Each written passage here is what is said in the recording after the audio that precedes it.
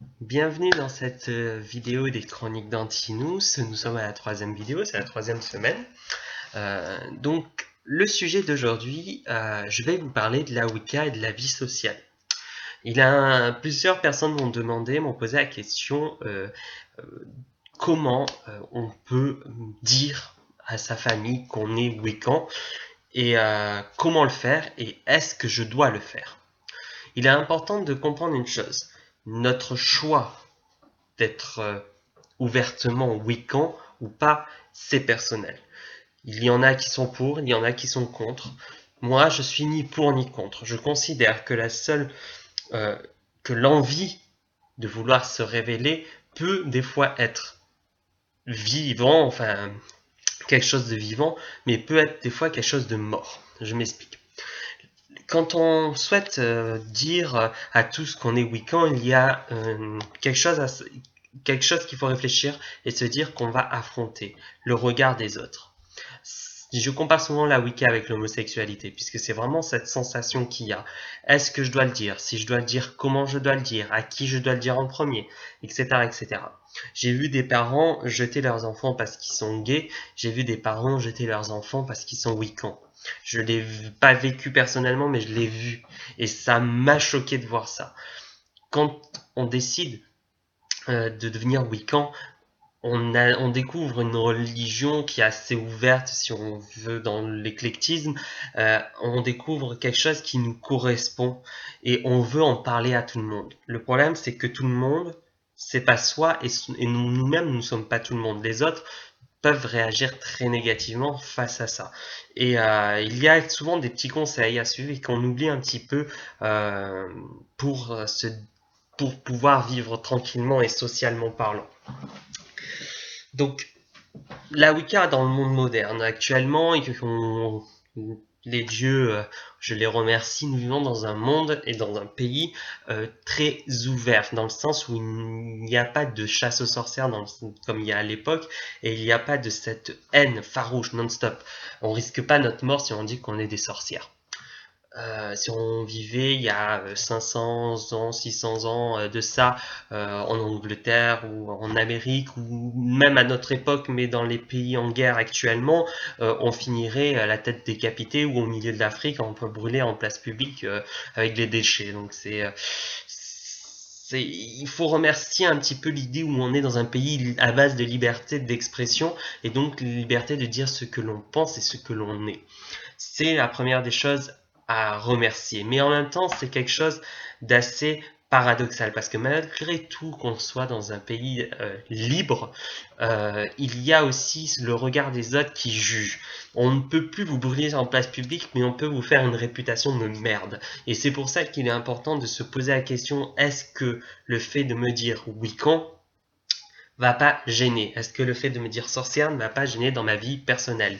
Est-ce que professionnellement parlant, je suis bien? Est-ce que dans ma famille, je suis bien? Est-ce que dans ma vie de tous les jours, je suis assez bien et stable pour pouvoir l'avouer publiquement?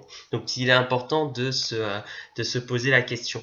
Il y a beaucoup de gens qui veulent faire ça. Souvent dans la période d'adolescence, on veut le dire, on veut le crier par tous les toits puisque c'est quelque chose de nouveau et aussi en tant qu'adolescent, on a cette tendance à vouloir dire affronter en façon de parler l'autorité grandissante et donc on a cette colère qu'on veut exprimer par nos opinions personnelles. Il est important de comprendre ça et de se dire que avant de faire cela, il faut se remettre en question, se poser la question est-ce que dans ma vie actuellement je suis assez stable pour pouvoir le faire? Parce que si on n'est pas stable, ça ne sert à rien. Donc la vie personnelle, il est important de l'étudier. Donc il est important aussi d'étudier la vie de notre famille, la façon dont notre famille pense. Moi-même, je suis né dans une famille multiculturelle, donc la Wicca s'ajoutait, bah écoute, t'es Wiccan, cool. Voilà. C'était bon, un ajout en plus, malgré que ben il y a toujours cette culture de vouloir conserver quand même certaines bases mais le fait que j'ai dire voilà je suis Wiccan, ok cool, ça fera une fête de plus à ajouter.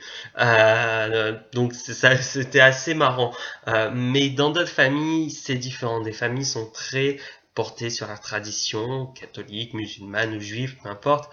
Il faut que tu sois juif, musulman ou chrétien, que tu fasses des confirmations et compagnie, que tu vas à l'église, à la mosquée, peu importe, tout le temps, que tu te maries avec machin et tout. Cette culture du vouloir à tout prix que tu puisses suivre ma tradition est une culture qui est naturelle puisque les parents veulent transmettre quelque chose et la spiritualité veut aussi être transmise. Il est important de voir notre environnement familial et savoir est-ce que notre famille est prête, surtout quand quand on est en charge de quelqu'un ou quand on est la charge de quelqu'un. Donc est-ce que nos parents, si on vit chez nos parents, sont prêts à entendre ça ou est-ce que nos enfants sont prêts à entendre ça? Est-ce que le fait de révéler publiquement qui je suis ne va pas entraîner des problèmes pour mes enfants ou est-ce que le fait de révéler publiquement qui je suis va pas m'entraîner des problèmes à moi par mes parents? Donc il est important de voir à peu près ce que les gens pensent autour de soi et voir à peu près ce que notre famille pense de cela. Donc vous pouvez ajouter des petites conversations, pas parler directement de Wicca, spiritualité, grande déesse, mais parler tout simplement déjà du bien-être. Généralement phytothérapie. Parler du soin des plantes, des vieilles grand-mères qui connaissaient tous les secrets des plantes. Généralement, il y a dans la conversation, ah oui, ton arrière-grand-mère, oui, elle était une experte des plantes. Ah tiens, c'est bon. Et discuter un petit peu sur l'histoire du pays, sur l'histoire, ah oui, les inquisitions, les machins. Ah tiens, aujourd'hui c'est la telle date. Moi j'ai eu, enfin, dans ma ville de naissance, on a un truc, c'est 1720. C'est un truc médiéval, enfin médiéval. Sur la peste à la Ciotat, donc les gens sont déguisés comme à l'époque, etc. Et c'est vrai que ce thème-là, c'est bien pour mettre en avant l'idée de la sorcière dans une conversation. Ah bah tiens, combien de fois j'ai vu des amis qui voulaient en parler un petit peu, en parler lors de cette célébration. Ah bah tiens, les sorcières à l'époque, c'était des femmes qui connaissaient certains secrets sur les plantes, les machins, ils se faisaient cramer, et puis texto il sortait moi aussi je me considère comme je suis un peu une sorcière si on suit cette idée là et puis il balançait l'information, je me connais aux plantes, je connais ça, et l'information passait plus facilement. Le truc, c'est qu'il faut trouver un moyen d'être fin, de pas être fort. Puisque si vous balancez en fait dans la figure des personnes qui sont très négatives, ou du moins qui vont être à l'opposition de vous, je suis ça, la personne en face va automatiquement se défendre et être violent. Donc il faut vraiment jouer sur la finesse, passer l'information discrètement en parlant de sujets global et puis petit à petit en diminuant. Ma famille étant très ouverte, j'ai pu en parler pas directement, parce que quand même je suis pas non plus un barbare, mais j'aurais parlé de ma spiritualité à un moment donné avec ma mère, un soir, enfin où j'ai pas dormi, on était en train de parler, et puis ma mère est toujours la Vierge avant tout, et je lui ai dit, j'ai fait ah bah tiens aujourd'hui c'est pleine lune, enfin hier soir c'était pleine lune, j'ai prié, enfin voilà, c'était pleine lune, c'était cool et tout. J'ai fait un truc, un porte-bonheur pour la maison, donc j'ai accroché le porte-bonheur à la maison, elle était contente, et puis je me suis assis comme ça et j'ai fait quand même cette tendance à aimer les déesses, je crois que j'ai pris ça de toi, et elle me dit comment ça, et puis j'ai fait la Vierge, ça reste quand même une forme, enfin ça reste ma déesse quoi, et dans la conversation on discutait et j'ai fait moi je suis dans l'optique où l'univers est dirigé par deux énergies opposées, après on peut l'appeler comme on veut, mais mâle et femelle, et pour moi Dieu quel qu'il soit, ne peut pas être seul, c'est pas possible. Et ma mère, elle fait, naturellement, elle me dit, oui, c'est un peu le principe de la Vierge et de son fils. J'ai fait, ouais, c'est un peu le principe. Et dans la conversation, en fait, elle a adapté ce que je pensais à ce qu'elle connaissait, et inversement, en finalité, même si j'ai grandi dans cette culture-là, j'ai appris des choses par elle en adaptant ce qu'elle connaissais avec ce que je connaissais. C'est souvent plus facile de passer par ce détail-là, par exemple, au lieu de parler directement de déesse et de Dieu, face à une personne agnostique, vous parlez tout simplement de protons et d'électrons. Vous dites, oui, voilà, moi je pense que l'univers est régi par deux énergies, ça bien présent dans la molécule, le proton et l'électron, ils sont opposés et pourtant ils sont complémentaires. Pour moi, c'est ça, tout est autour de nous, opposition, le ciel et la terre, le soleil et la lune, l'eau et le bas, l'eau et le feu. Et en parlant comme ça, cela passe plus facilement sur la spiritualité. Et après, vous pouvez aborder sur l'idée que, bah oui, le feu, là, cela, bah, les deux oppositions peuvent symboliser l'homme et la femme, et donc une déesse et un dieu. Et hop, vous passez sur quelque chose de spirituel.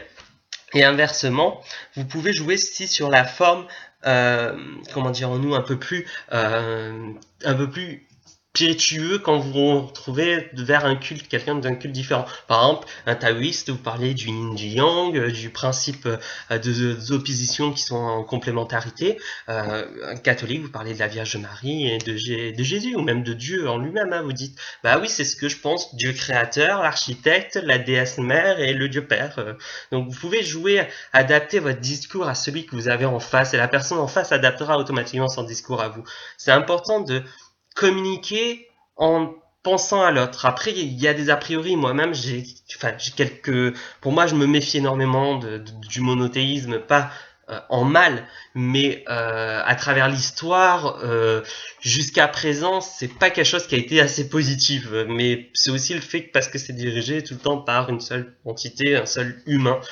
Donc, c'est aussi peut-être pour ça. Mais pour moi, malgré cette a priori, je reste quand même un minimum ouvert à essayer quand dans la conversation, discuter quand je fais une discussion sérieuse. Après, c'est vrai que j'aime bien jouer l'avocat du diable et j'aime bien embêter les gens sur ça, mais voilà, l'idée de pouvoir converser, c'est assez intéressant. Et il faut pas hésiter avec la famille à travailler sur ça, vous discuter un petit peu sur des sujets assez vastes et puis vous vous recentrer de plus en plus vers quelque chose de plus réduit et donc de parler de choses plus importantes. Ne vous gaspillez pas de la salive face à certaines personnes qui ne comprennent pas, qui ne veulent pas comprendre tout simplement. N'essayez pas d'évangéliser, vous n'êtes pas là pour ça. La Wicca n'est pas faite pour ça, on n'est pas là pour évangéliser, sinon on serait déjà assez bien plus nombreux. On est là juste simplement pour discuter. La personne veut en parler, on en parle, elle veut pas en parler, on oublie, on n'en parle pas. Ça peut être rageant, des fois on a envie, il y a certaines personnes, des fois je les vois, j'ai envie de leur parler, mais au moment où on discute, on sent que non. Donc, bon, on va pas parler de ça et tout, et pourtant ça pourrait être hyper intéressant de connaître leur point de vue, mais non. Donc, il faut mieux pas forcer les choses, il faut laisser aller des fois sur certaines idées. Donc c'est vraiment important. Professionnellement parlant, je pense qu'il est important de se fermer sa gueule. C'est un peu l'idée. Professionnellement parlant, je pense pas qu'il ait un intérêt personnel d'en parler, du moins ouvertement. De le crier sur tous les toits, ça ne sert à rien, même dans notre famille, même dans notre vie de tous les jours. Quand on me parle, généralement, quand je bossais, on parlait, on discutait, machin et tout. Bon, bah oui, machin, je vis à tel endroit, je fais ça, etc. Point. Mais par contre, j'avais tout le temps un bouquin, Wicca, magie, en anglais, en français, peu importe, dans les mains, je lisais. Et je me cachais pas dans le sens où, oh putain, il faut que je cache le titre dans une couverture d'eau. C'est juste, j'avais mon bouquin, je lisais comme n'importe où. S'ils étaient intéressés, ils viendraient me parler, dire, tu dis ça, qu'est-ce que c'est, etc. S'ils n'étaient pas intéressés, je m'en foutais totalement. Je n'allais pas les chercher. Inversement, cela a créé aussi quelques problèmes, puisqu'automatiquement, des rumeurs se sont mis en place. Des rumeurs qu'ils ont, les hommes aiment bien, et les femmes aussi, les deux, l'humain en lui-même, je veux dire, aime bien plapater et parler derrière le dos des gens. Il faut les laisser faire. Honnêtement, au bout d'un moment, ça va devenir lourd. Après, il y aura peut-être 2-3 rigolos qui vont venir vous embêter, façon de parler. Voilà, au bout d'un moment, enfin surtout dans ce domaine-là, ils vont venir vous embêter. Un bon regard noir, vous dites rien. Automatiquement, ils vont psychoter, ils vont se dire putain, il m'a jeté un sort, et voilà, ils créent leur propre malheur et ils vous embêtent plus. Je sais ce que j'ai vécu. Après, il se peut que dans certaines professions, il faut mieux pas sortir le bouquin, donc le garder pour soi. Et si un jour le sujet tombe dessus, dire voilà, moi je pense ça, mais je ne dis pas officiellement je crois en ça ou je suis ça. Moi, au lycée, par exemple, avant que j'étais un peu plus ouvert dans le lycée, j'étais un peu plus restreint, ma prof de grec avec qui j'ai discuté, on parlait des divinités grecques, et moi, tout simplement, j'ai dit, un cours, j'ai fait, ah d'accord, je comprends mieux pourquoi il a réagi comme ça, pourquoi il a fait ça, comme si les dieux étaient réels, quoi. c'est ce que je pensais, mais sans lui dire. Et automatiquement, elle avait compris que pour moi, dans ma tête, les dieux étaient réels comme le Christ ou comme la Vierge Marie, mais elle n'a pas compris que j'étais wiccan, sorcière ou païen ou néo-païen. Elle a juste dit, bon bah oui, il a cet état d'esprit-là, et tout le lycée, du moins c'était ma première année de grec, était dans ma classe, était dans cette optique-là, cet esprit-là. Oui, il croit. Alors, j'avais des railleries, genre oui, et tu crois réellement que Zeus a existé? Moi, je leur répondais pourquoi pas. Ce serait pas plus stupide que croire qu'une vierge est enceinte et qu'elle met au monde un sauveur. Donc, je leur disais, j'ai fait, c'est pourquoi pas. C'est toujours dans le pourquoi pas.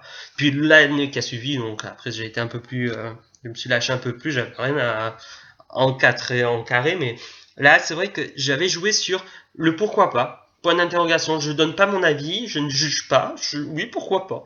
Dans la façon dont je parlais, ça trahissait un petit peu, mais quand on me posait la question, ouais, pourquoi pas. C'est un peu une façon de jouer ça, le pourquoi pas. C'est une technique assez marrante puisque c'est la technique du je doute sans douter. Donc ça met des sous-entendus. Donc les gens qui sont du milieu arrivent plus facilement à comprendre les sous-entendus à d'autres. Mais professionnellement parlant, faut mieux se taire. C'est important pour le bien-être personnel et professionnel parce que il faut pas mélanger travail et famille. Bah, c'est pareil, il faut pas mélanger Wicca et travail, c'est enfin travail professionnel puisque c'est pas bon du tout. Enfin, c'est assez, ça peut aller loin. Donc voilà, donc le seul conseil que j'ai à vous dire, c'est restez vous-même mais ne soyez pas bête. Essayez de réfléchir avant d'agir et de peser le pour et le contre. Toujours écrire quand ça m'arrive, voilà, je veux faire ça, qu'est-ce qui arriverait, qu'est-ce pour, contre, tout simplement. Pour que je le fasse, tout ce qui pourrait arriver et contre tout ce qui pourrait gêner et poser problème. Donc pensez pas qu'à vous, pensez aux gens autour de vous, pensez à leurs réactions. C'est important. Je suis pas dans l'optique de l'identitaire wiccan. Je pense que c'est quelque chose d'assez personnel. C'est à vous-même de choisir oui ou non si vous voulez le rendre public. Mais je n'apprécierais pas l'idée même de vouloir se cacher en créer une maladie. C'est vraiment, il faut que ça soit quand même un minimum de bien-être. Donc vous pouvez le dire, si vous le dites, dites-le, mais ne le dites pas par vanité, mais ne le conservez pas par peur non plus. Il y a aussi un équilibre à avoir entre les deux. On peut le dire sans le dire. Voilà, la vie virtuelle, Internet nous permet de communiquer très facilement, beaucoup. On peut s'exprimer, même à travers un pseudo. Profitez-en de ça, de cette liberté-là, et surtout si vous vivez dans un environnement réel qui est un peu instable et que vous risquez vraiment d'avoir des problèmes. Attendez d'être tout simplement bien calé professionnellement, avoir un appartement. Si vous êtes adolescent, attendez ça. Appartement, maison, tranquille, nickel, pour vous sentir bien, pour pouvoir gérer. Hein, si les parents vous renient, au moins comme ça c'est fait, vous pouvez vous gérer vous-même. Attendez au moins cette période-là pour être sûr de ne pas rater les choses et de ne pas vous tromper. Mais honnêtement, prenez le temps, réfléchissez, c'est très important. Donc je vous remercie pour m'avoir écouté et je vous dis à la semaine prochaine pour une nouvelle vidéo. À bientôt.